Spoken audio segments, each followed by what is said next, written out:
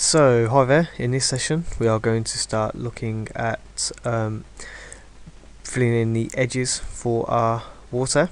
Okay, so this is a little bit different from when we started working with the pebbles, in that we are now going to actually be building assets for the outside rather than the inside. Okay, so we have our water. Remember to save your work, and we're going to just quickly add this to this group, and we're just going to call this water. Okay, so we're going to create a new folder. We're going to call this water's edge. Water's edge, and we'll call this the left. We'll do the left first.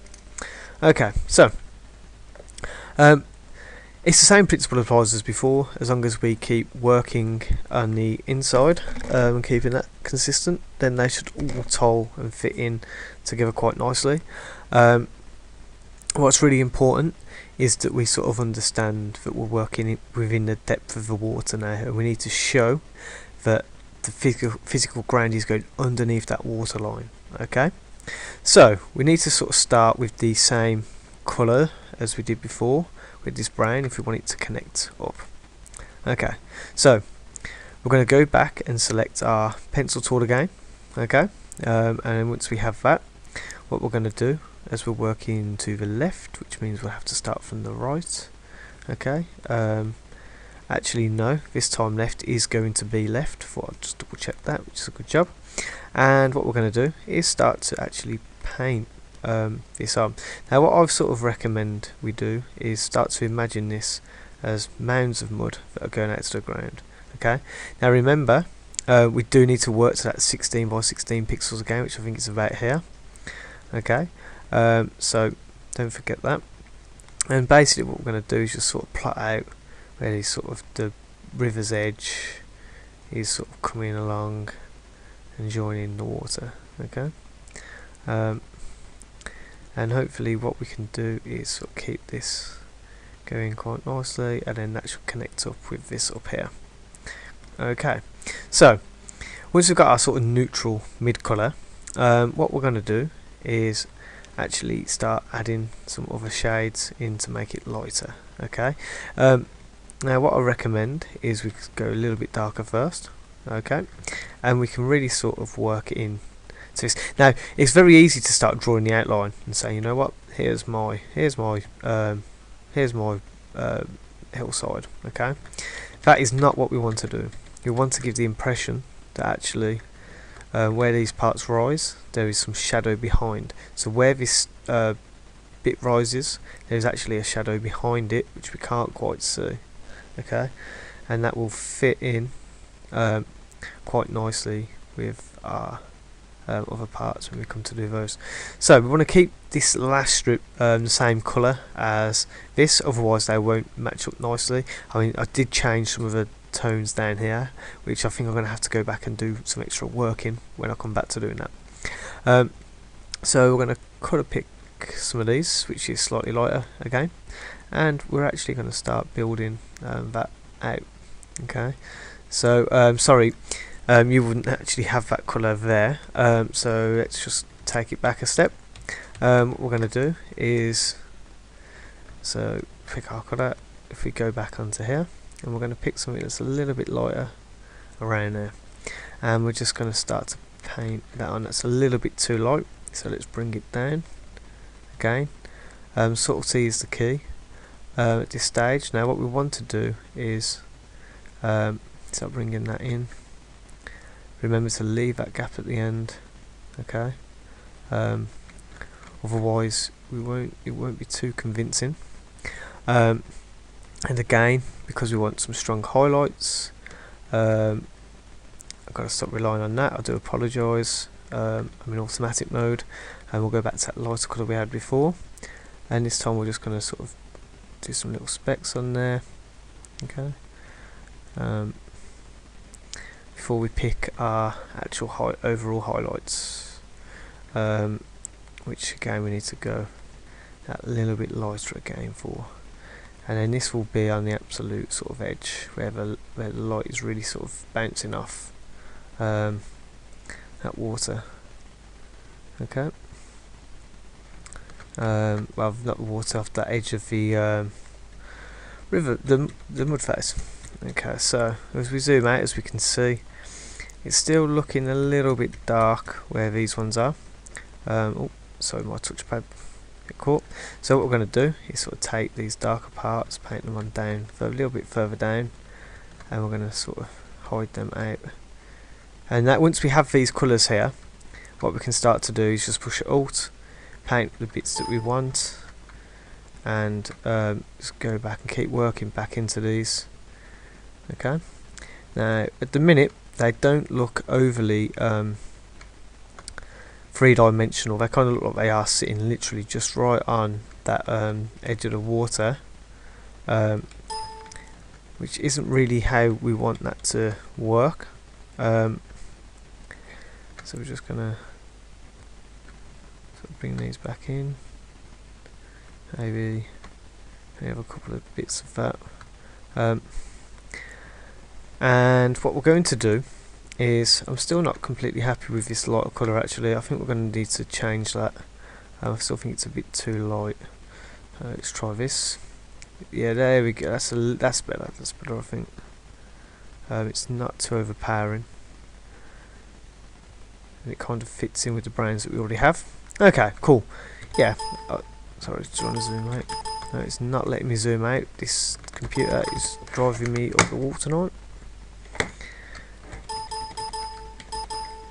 Okay, will not let me zoom. There we go. Okay, cool. So let's zoom out. Just check that. Yeah, that's looking a little bit better. I mean, it's still not great. Don't get me wrong. We could do with adding some more sort of bays in there, but a part of it is to do with the fact that it just looks like it's been dolloped on top of the water. Okay, when in actual fact any kind of mound goes in and underneath. As you can see, if we followed those down, they'd go in. So this means the water would actually be a lot darker, and it would actually be a lot darker towards the surface, and as the water starts to sort of build up, it would go missing, and as it becomes more dense we wouldn't be able to see any light coming back off the ground. So what we're going to do is get a blue. So if we pick our colour picker, we're just going to pick out a dark one over here, and we're going to pick a real sort of dark blue. Okay. What we're going to do then is go back to our pen, and we're going to start to paint these edges. Now it'd be very easy to sort of go around all of them and paint them in, but actually what we want is to build on that curvy shape, this sort of mound that's going down into the water. We don't want to make it feel as though we are not going down. Now obviously we have this down here which this should be able to connect to, so we're just going to add that part in. Okay, yeah, I think that's okay. And again, we're just going to get a little bit lighter each time. So let's go back to our picker, and we're going to pick something around here. And again, we're just going to sort of paint this on. Okay, probably on this underside more. And it should give the impression that these build round rather than rather than above. So if we zoom out again, we can start to see now that they're actually going into the water, and actually this is looking much more believable, which is taking the edge off how unsettling these were looking on top. I mean, they do still look a little bit light, so we will have to go sort of back into them, I think, and tone them down a little bit more, but you know, it's looking loads better already. So we're going to just pick one more colour, and I think that's quite a nice one, just to sort of ease us out. Okay, back into what we already have. Just undo that one. I still want to keep at least one there. That's I think I'll keep both. And again, I'm just going to build on that, and again build on that. Okay. So in effect, we are quite strongly painting, but without the actual paintbrush. So we have this really sort of nice looking blend. Now what you will notice here is it does look as though this is all toned, and actually these are big blocks of colour on the water. Okay, we need to neutralise that slightly. So what we're going to do is we're actually going to duplicate this background. So what we're going to do is hide our layer and folder. We are going to select the whole of that tile, and we're going to push Control, Shift and C, so we get a snapshot of all of those. I'm going to go back to our original folder and push Control V. That will now give us a water feature over our bit parts. So again, we're just going to have a quick look, sort of identify any of these gaps that we may have missed, and we're just going to quickly amend those by painting those on. So again, just fill in any gaps. We don't want to leave many. So I just want to keep it all connected up. Okay, cool. So what we're going to do is actually select each of these. We're just going to quickly see how far out this goes, and look at that, I've got it absolutely spot on. Okay, so what we're going to do is we need to select the water parts. We don't need to select these, we just need to highlight these parts, because these bits from this water feature part is what we need to retain, because all of these contains a variance of colour, and we need to sort of add that on top of these to also give these the impression of that luminance, of that variation in colour. So what we're going to do is, with our selection tool, go back to normal size by clicking up here, and we're going to select one. Sorry, if you push Alt by the key by the spacebar, you'll see that little minus. It will remove selection. If you push the Shift above Control, it will add to the selection. So those are the two we're going to be working with. So that's Alt next to the keyboard, not keyboard, sorry, the spacebar, to take away, like we're going to do here, and we're going to use Shift above Control, which is just to the left and up one, and that will add to the selection. So we want to add all of the parts of the water and nothing else. So again, where we do add, we can swap that Shift over, which is the Shift next to the spacebar, and then Shift by Control, and we're just going to keep going and add it all out. It takes a second or two, and then if we want to remove anything, it's Shift Alt by the spacebar, and then Shift by the Control, and then that shouldn't take too much longer now. Can be a little bit fiddly, but once you get into your rhythm, you should be fine.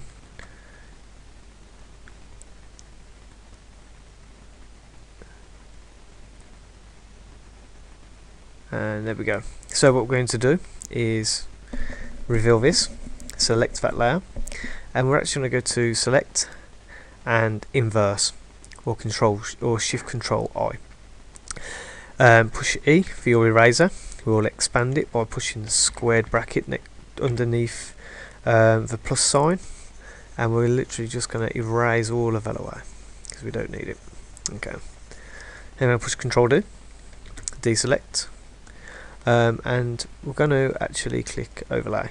As you can see, we've now got more variation within that colour. So as I reveal it and hide it, you can see that. If we place our original water there, we can see we've got this really hard, strong difference, which for me is a little bit too much. So if we just turn down our opacity, we do lose some of that, but we can gain it back. You're at 75. Looks like it works quite nicely. I'm just going to see what soft light does. Soft light actually could work also. Let's just take a look. Yeah, it doesn't really, does it? Because we're not really getting much change. If you compare that change to when we use overlay, it's much more powerful. I mean, you can flick through. I will do now, just to sort of show you the different ones. I mean, if you wanted to make it look really grimy, you could. Okay, it's hard light. It's still a little bit warm. We might try that. Okay. Yeah, so we'll try hard light. So let's go down. So hard light, if we turn that opacity down a little bit more, we might get something. Yeah, so about 45%. Let's take a look at that. Yeah, I think I like that. Yeah, I think we'll go with that for this one. Okay, it may vary